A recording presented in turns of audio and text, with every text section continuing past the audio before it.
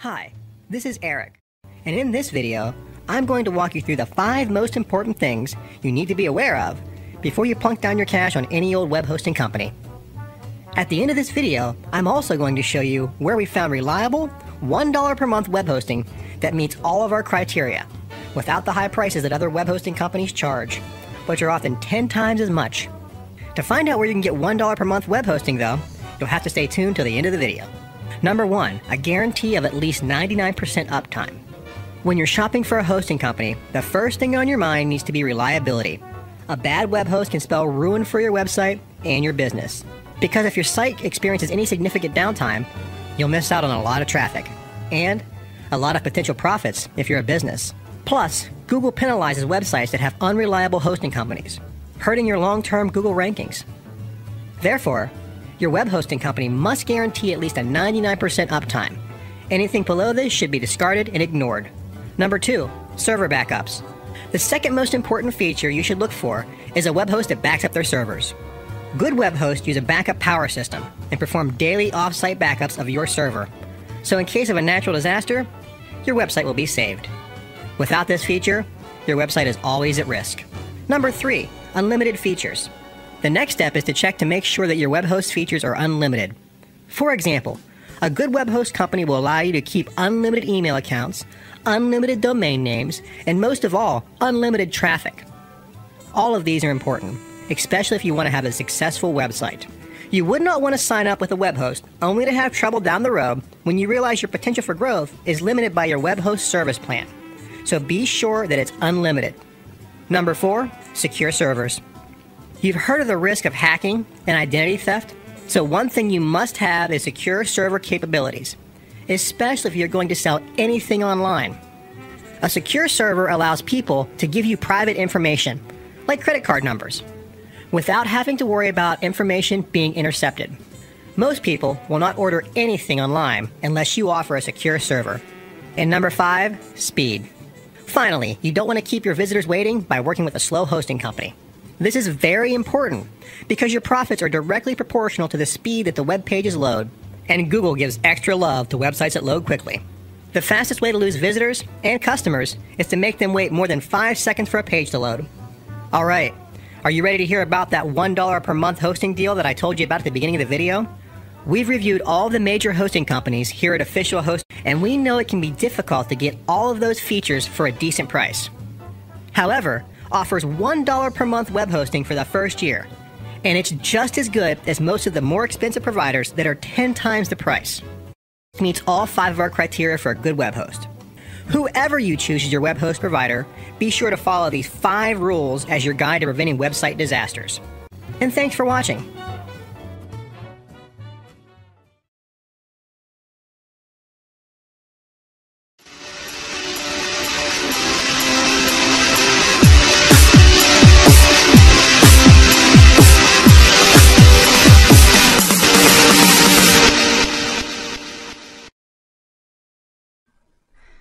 So now that we've discussed how to find and acquire a domain, now we need to do something with that domain name. Let's say we've got petiteweddingdresses.com, hypothetically, okay?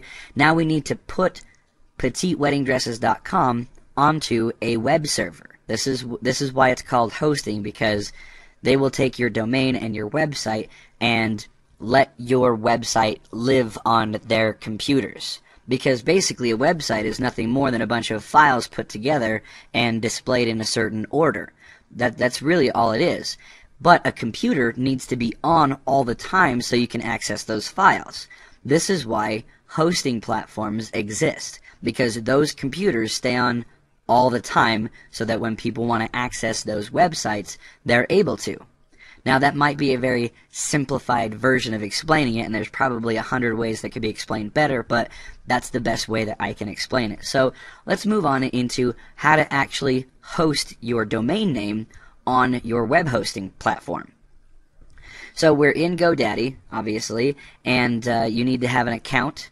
So I'm not going to go through all the steps of setting up an account because that's basically the same no matter where you go. Credit card information, profile information, all that other kind of stuff. So let's just move on into the actual technical part. Now I'm going to go over into My Account, and this is where all your domains live in GoDaddy's eyes. Alright, so let's go down here into this one, Gamer Titans, okay? This is a gaming site I was thinking about using, and if we go down here and we look right down here, we've got this option that says Set Name Servers, okay? Now this is where you're basically this is what you're going to use to tell GoDaddy where the domain name is going to be living at from now on. So you need to check, say, I have specific name servers for my domain. Now, in order to get this information, these name servers, you need to go into your hosting platform, into the control panel, and find out basically the address of your hosting platform. So I'm going to log into my hosting platform, and I'm going to show you where to get that. So here we are logged into the back end of my HostGator account. Now I prefer HostGator for a number of reasons, most of which I can host multiple domains on one hosting account. Now depending on your needs will depend on what you want to go for. There's a lot of different hosting platforms out there, but the main point here, as I'll show you, is to come down here and we want to find the name servers. Now I'm sure you saw this in GoDaddy, but you need to tell GoDaddy what your name servers are so that they can point the domain name itself to your hosting platform. That's basically, again, in a nutshell, what's happening. So your name servers might be located in a different section if you don't use HostGator, but what you're looking for is the name servers. So we can now take this and say, okay, this is the name of the name servers. And we can go back to GoDaddy and tell them, okay, I want to set my name servers. You click on the link there, and you want to click on I have specific name servers for my domain, and then you put in name server 1, just like you saw here, and then name server 2, and then you click OK. Now the GoDaddy is going to say this is going to take about 2 hours or so, but whatever, it's already done, so I don't even need to really worry about it or even care. So at that point, now, within about 2 hours, your domain will be hosted on your hosting platform, just like mine is hosted now on HostGator. So now in the next video, what we're going to talk about is how to set up a basic WordPress blog, because as I said before, for these training purposes, we need a website. So we've got a domain and we've got a hosting platform. Now we need to actually put a website on that domain. If you liked this video and want to see more, feel free to check out the other videos by clicking any of the links here. If you want to see more videos like this, please support this channel by subscribing, favoriting, and sharing these videos on the social media sites shown below.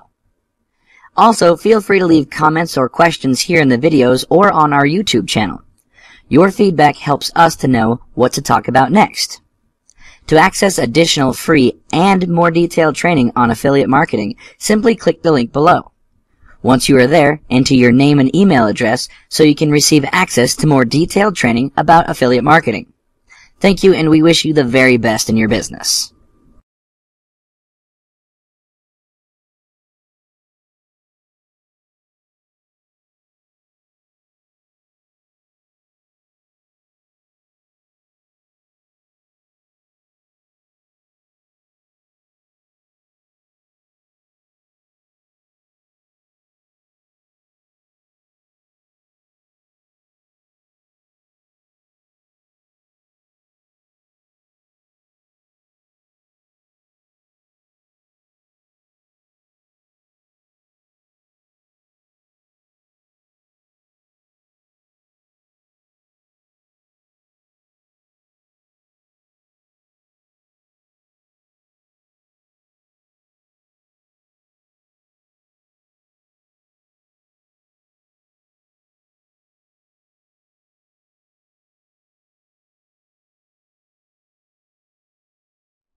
In this video, I will go through with you web hosting cPanel.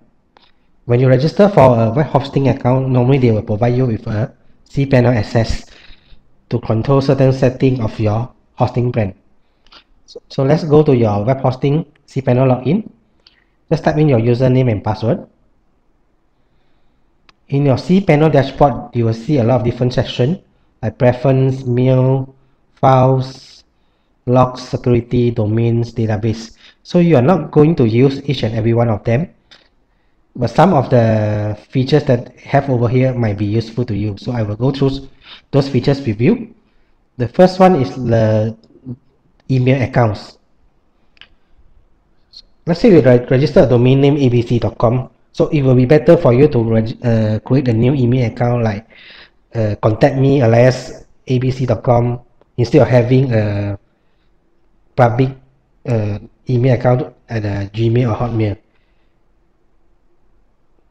So to create a new email account, you just come to this session mail, click on the email accounts, type in the email that you want to have.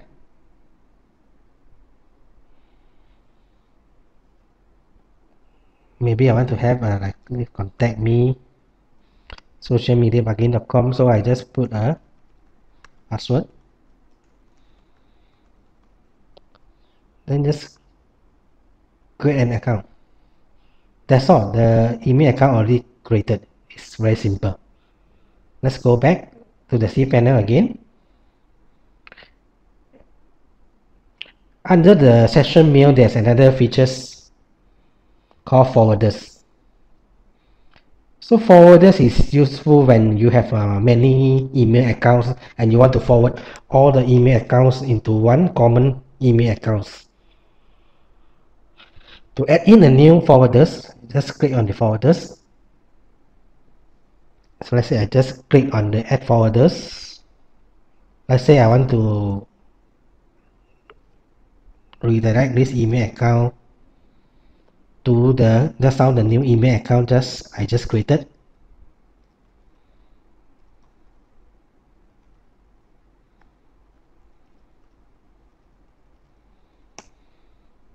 And just click the add forwarders.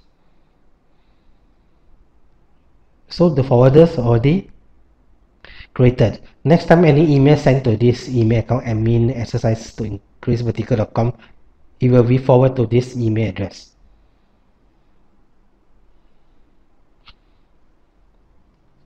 To read the emails accounts, those emails for the email account that you created, you can just come to this mail section under the web mail,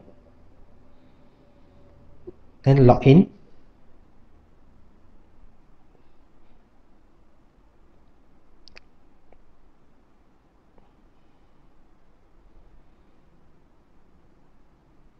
And you can just continue, click on this read mail using this order, squirrel or round cube.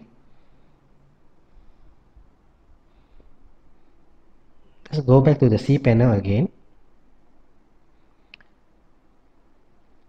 Another useful feature is the file manager. So under this session files, click on the file managers. You can select any domain directory that you want to have, and you can actually upload or download files from here.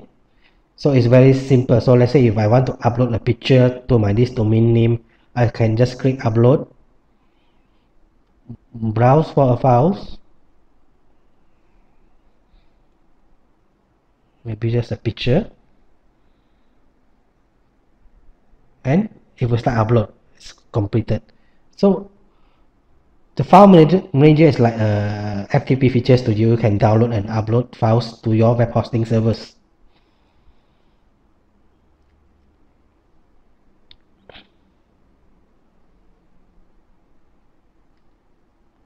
Another useful features in the cPanel is logs. So if you want to know the statistics of your website, like how many visitors come to your website, where did they come from, AW stacks is the best place for you to check out. Just click on the AW stacks and click on the website that you want to check the traffic.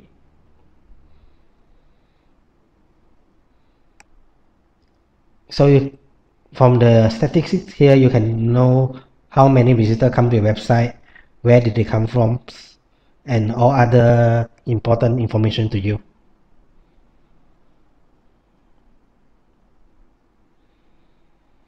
let's go back to the cPanel again.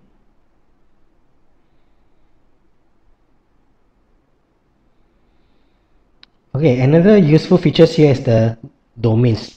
Under the domains, you can see there's a subdomains and add-on domains. Let me give you a simple explanation on add-on domains and subdomains. Let's say you own a domain account abc.com and you register a hosting plan for abc.com. So normally your hosting plan will allow you to add on more domain names to your hosting accounts. So if I have a second domain like efg.com, I can actually add in that domain name into the same hosting plan. To do that, I just click on add on domains. I put in my new domain name efg.com and put in the password.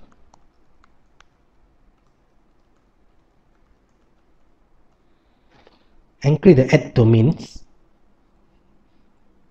Sorry, the password seems like wrong.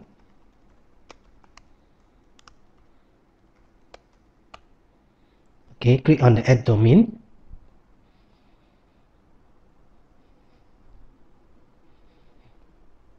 And you will have this new domain name efg.com hosted under the same hosting plan as your domain name abc.com. But the important point here is also you need to make sure that in your domain registrar in the efg.com, you need to point to the same name server for this hosting account.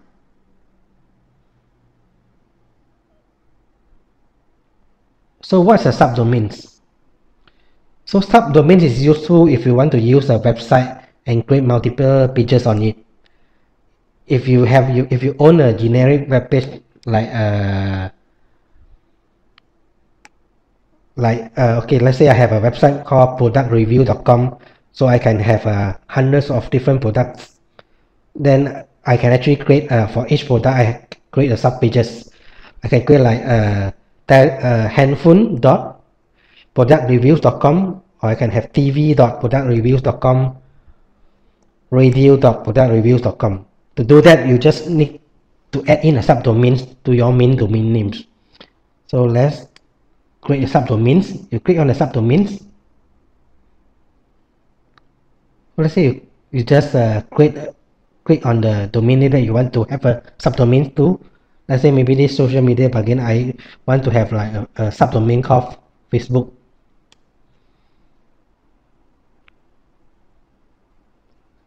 Let's just create.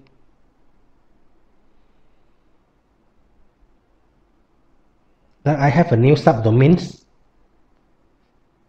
for this website. You can just go to browse this website.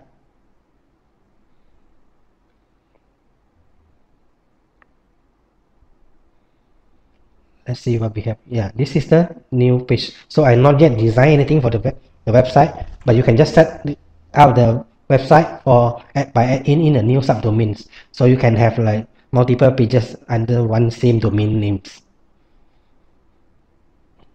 Let's go back to the cPanel again. Another useful features under the domain is what we call the redirects. So sometimes you own a domain names and you want to redirect the domain names to a certain website. This may be useful if sometimes you want to just register a cheap like .info domain names and redirect those domain names to affiliate websites. To do this, just come to redirect. Click on the domain name that you want to direct. So I can put this website socialmediabargain.com redirect to yahoo.com. It's possible. So just click this radio button, both with www or without www. Just click add. So then let's try again. If I put in this social media bargain.com, let's see whether, yeah, it will go to yahoo.com. So it works. Let's go back.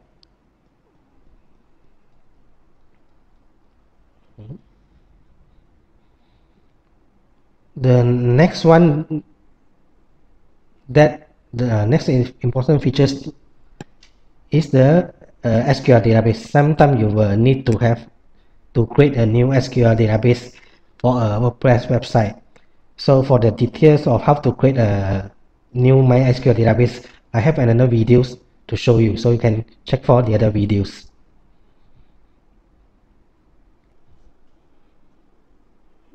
That's all for important features for cPanels.